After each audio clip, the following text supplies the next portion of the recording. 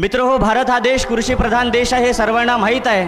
पण माझा तुम्हा सर्वांसाठी एक प्रश्न आहे की भारत हा देश कृषीप्रधान आहे असं कुणाला वाटते? सर्वांनी एकदा जोरदार हात उभा करा. कुणाला वाटते भारत हा देश कृषीप्रधान देश आहे? काका, माझ्यासमोर पडलेला हा एक प्रश्न आहे की भारत हा देश जर कृषीप्रधान देश असेल तर इथे जगत असलेला माणूस हा सर्वात मोठा शेतकरी पाहिजे की कोण पाहिजे सांगा? शेतकरी पाहिजे, बरोबर.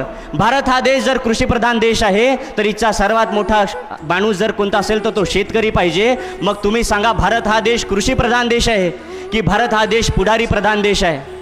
मूळतः माझे वडील शेतकरी आहे, माझी आई दुसऱ्याच्या वावरात मोलमजुरी करते.